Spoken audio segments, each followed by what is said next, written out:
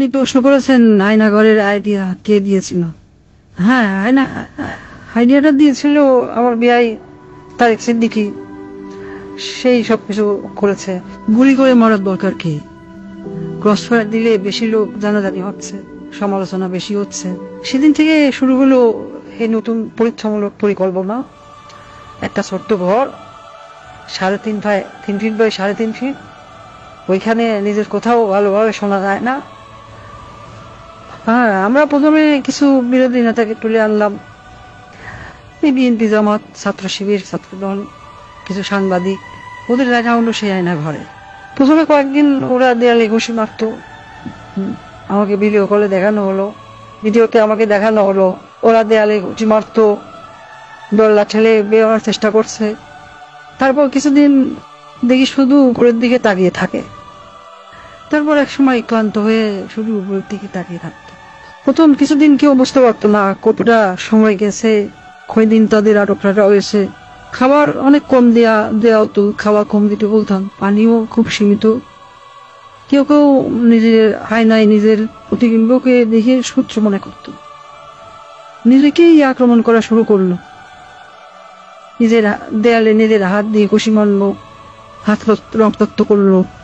আমার সবচেয়ে সুন্দর দৃশ্য ছিল যখন একজন সাংবাদিক, কি যেন ওর নাম, হ্যাঁ মাসুদ, নিজের নখ দিয়ে নিজের মুখের চামড়া ছিঁড়ে ফেলা চিৎকার করছে। আমার পছন্দ হলো। সারা দেশে আরো বেশ কিছু এরকম আয়নাঘর বানালাম। যুদ্ধপরাধী রাজাকার ছেলে মেয়েদের সেখানে বন্দি করতে বললাম। মাঝে মাঝে 2-1জনকে ছেড়েও দিতাম। ফিরে এসে কেউ কিছুই বলতো না, ওইভাবে বলে দিয়েছিলাম যেন কেউ মুখ না খোলে। ব্যাস, সাপও মরলো না, লাঠিও ভাঙলো না। মানুষ ভাবলো যান বাঁচাতে স্বেচ্ছায় আত্মগোপন করেছিল, কিন্তু আমার আসল শক্তি ছিল প্রচারণায়। আমার দলের নেতা কর্মীরা তারাও এই ব্যাপারটা বিশ্বাস করতে পারে। সত্যকে আমরা এমন ভাবে ধামা চাপা দিয়েছি কেউ বিশ্বাসই করতে পারছে না আয়নাঘর আসলে ঘর বলতে সত্যি কিছু ছিল। আমি হাসলাম, কারণ কেন জানেন, একবার যদি সত্য মিথ্যাকে আর মিথ্যাকে সত্য বলে চালিয়ে দেওয়া যায়, তাহলে আর কিছু করার দরকার নেই। মানুষের মনে সন্দেহ ঢুকিয়ে দেওয়াই যথেষ্ট।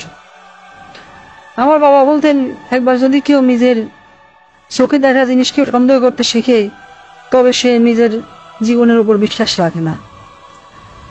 তখনই তুমি তাকে সম্পূর্ণ দখল করে দিতে পারবে। আমি তাই করেছি। আমি তাদের মনের উপর শাসন করেছি। আমি তাদের কল্পনাকে বন্দি করেছি। রাস্তায় আজও মানুষ সন্দেহ করে আয়না ভালো বলে সত্যি কিছু ছিল।